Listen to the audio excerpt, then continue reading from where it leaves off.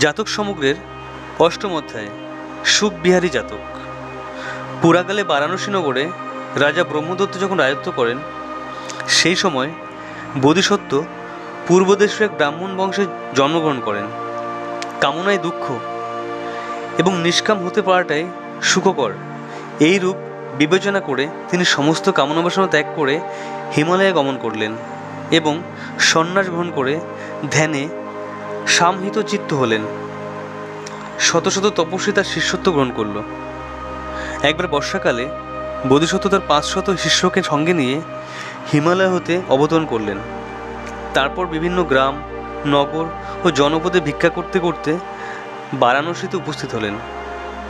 সেখানে তিনি রাজার উদ্যানে আতিথ্য গ্রহণ করে বর্ষার 4 মাস অতিবাহিত করলেন। তারপর আতিথ্য গ্রহণ করার জন্য রাজার সঙ্গে দেখা করলেন।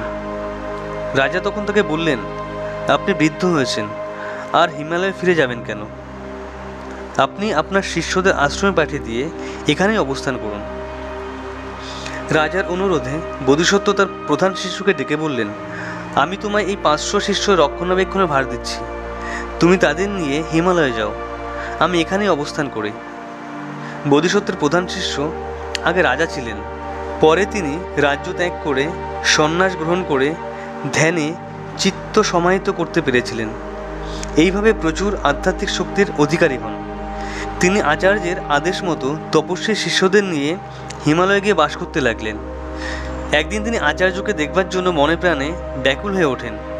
তিনি অন্যান্য তপস্বীদের বললেন, তোমরা সন্তুষ্ট চিত্তে বাস করো, আমি আচার্যের চরণ বন্দনা করে আসি। এই বলে তিনি বারাণসীতে গিয়ে গুরুকে প্রণাম করে তার অর্চনা করলেন। তারপর গুরুর পাশে একটি মাদুর পেতে তাদের শয়ন করলেন।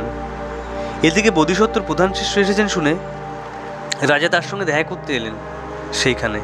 তারপর সেই তপস্বী প্রণাম করে তার পাশে বসলেন। কিন্তু তপস্বী রাজাকে দেখেও শয্যা থেকে উঠলেন না। তিনি শুয়ে থেকে অহ কি সুখ, এই কথা বলতে লাগলেন।